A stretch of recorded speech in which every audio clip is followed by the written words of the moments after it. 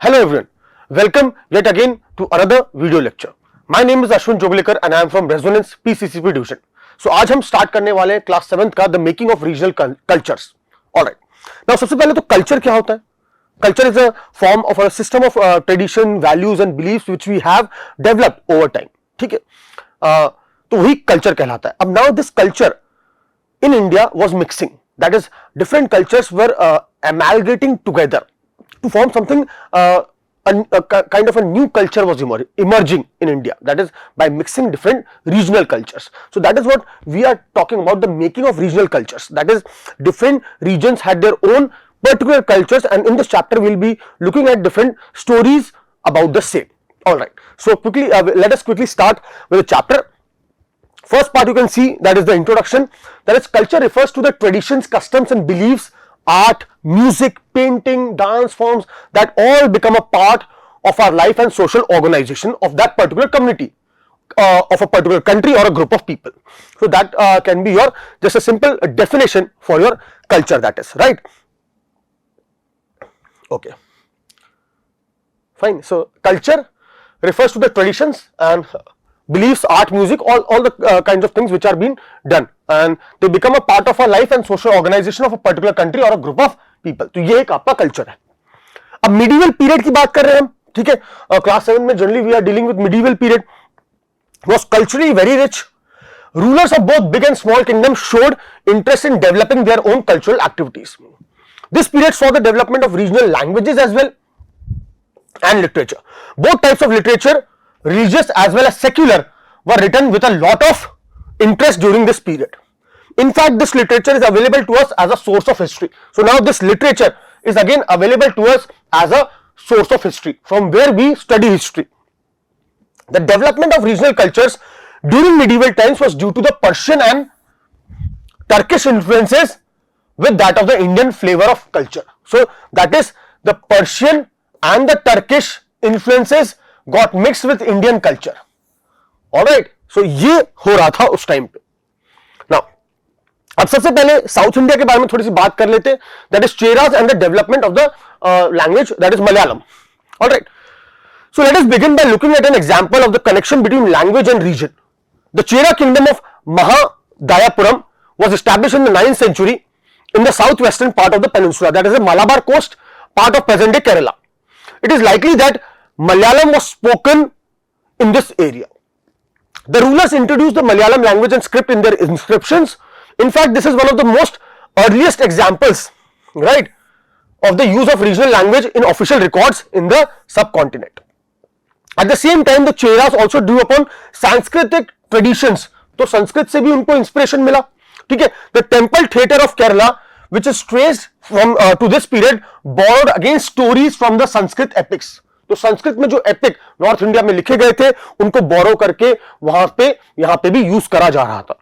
The first literary works in Malayalam dated to about 12th century are directly indebted to Sanskrit. तो कहीं ना कहीं वहीं से उन्हीं को, दैट इज संस्कृत लैंग्वेज को ही क्रेडिट जाता है कि वहां से इनका फर्स्ट लिटरेरी वर्क आया.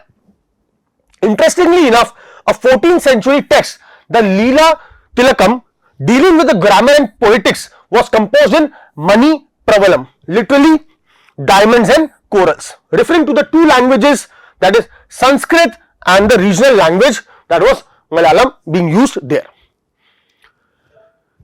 So इस तरह से चेरास ने कैसे हेल्प करी डेवलपमेंट ऑफ मलयालम लैंग्वेज में सदर्न इंडिया में. Now rulers and religious traditions, that is will talk about Jagannathpuri. Alright, now the Jagannatha cult. In other regions, regional cultures grew around religious traditions. The best example of this process is the cult of Jagannath, literally Lord of the world, Jagannath, okay? A name which is used for Vishnu. At Puri in Odisha, the present day, to date, the local tribal people make the wooden image of the deity, which suggests that the deity was originally a local god who later was identified with Vishnu. As the temple gained importance as a center of pilgrimage, many people were coming to pay their respects to the temple. Its authority in social and political matters also increased. तो जैसे जैसे temple में बहुत सारे लोग आ रहे हैं all over India से, तो अपने आप उसकी सोशल मैटर में और पॉलिटिकल मैटर्स में उसकी इंपॉर्टेंस भी बढ़ने लगी, अथॉरिटी बढ़ने लगी.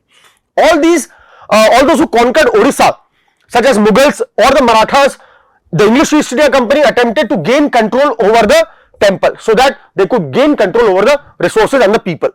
They felt that this would make their rule acceptable to the local people if they have a control on the temple. So this was about Jagannath cult. Okay. Then we have traditions of heroism that is related to the Rajputs. Alright. Now in the 19th century, the region that constitutes most of the present day Rajasthan was called Rajputana by the British. Alright. उसको Rajputana refer करा जाता था Britishers के द्वारा. Well, this may suggest that this was an area that was inhabited only or mainly by the Rajputs. That is, this is only partly true. तो पूरी तरह से सच्चाई नहीं है. There were other several groups also who identified themselves as Rajputs in many areas of northern as well as central India. So Rajputs are also found in some other parts of northern as well as central India also, not just in Rajasthan. And of course, there are several peoples other than Rajputs who live in Rajasthan. However, the Rajputs are often recognized as the contributing to the distinctive culture of Rajasthan. These cultural traditions are closely linked with the ideals and aspirations of the rulers of those area. That is, from about 8th century, most of the present day state of Rajasthan was ruled by various Rajput families. Prithviraj was one such ruler. These rulers cherished the ideal of a hero or of the hero who fought valiantly in the battles and often choosing death on the battlefield rather than face defeat. So that was the valor which was being introduced, or the kind of heroism that was being portrayed by the rulers in Rajasthan. That is, they could they could not accept defeat. They will die happily on the fighting in the battle, but they will never accept defeat. That is, choosing death on the battlefield rather than face defeat. Stories about Rajput heroes were recorded in poems and songs which were recited by the local or specially trained minstrels. These preserved the memories of the heroes and were later on expected to inspire others to follow their example. So this is how their example was used by in later period also to inspire again people. Ordinary people were also attracted by these stories, which often depicted dramatic situations and a range of strong emotions, that is loyalty, friendship, love, valor, anger, etc. among these people. Now, did women find a place within these stories? That is, sometimes they figure as the cause for the conflicts, as men fought with one another to either win or protect women. Women are also depicted as following their heroic husbands in both life and death. So there are stories about the practice of sati or the immolation of widows on the funeral pyre of their husbands. So this is all there in the stories or in the culture, regional culture of Rajasthan. You can see about women also. So those who followed the heroic ideal often had to pay for it with their lives. So that is what it talks about Rajasthan. Now beyond regional frontiers, the regional boundaries, that is the story of Kathak.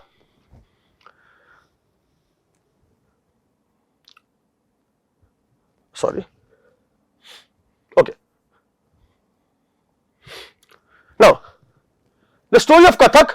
The Kathak dance is an important dance form which is quite popular in many parts of India, especially in North India. The Kathak is again derived from a Sanskrit word which means Katha, a story, right? Or prayer of God in the form of a story. So that is, you are praying to God or your devotion through a Katha or then Kathak. The Kathak or the so-called storytellers performed this dance in the North Indian temples accompanied by gestures and songs. And with basically the spread of Bhakti movement, in the 15th and 16th centuries, the Kathak dance evolved into a distinct form of dance. The Kathak storytellers used this form of dance in the Ras Leela, in the devotional legends of Radha and Krishna. Under the Mughals, this form of dance further developed and began to be performed in the Mughal court as well. So this again, the dance form evolved Soon it developed into two separate traditions or gharanas, that it was divided into two gharanas, two schools basically. One linked with the courts of Rajasthan, that is Jaipur, and the other with the courts of Lucknow. Nawab Wajid Ali Shah of Awadh was a famous patron that is the one who supported this art of the Lucknow traditional gharana. Slowly and slowly, by the third quarters of the 19th century, the Kathak form of dance became popular in the area of present day Punjab, Haryana, Bihar, Madhya Pradesh, and even in Jammu and Kashmir. So it gained wide popularity. Emphasis was now laid on elaborate costumes and rapid foot movements or footwork, and the superb enactment of the stories that is being enacted. After independence, this form of dance was recognized as one of the 6 forms of classical dance in the country. As you can see the images here. All right. Okay. And the other are that is your Bharatanatyam, Kathakali, Odissi, Kuchipudi and Manipuri. So now from tradition of miniatures, we'll be taking it in the second part of this lecture. Okay. So I hope you enjoyed the lecture. Thank you so much.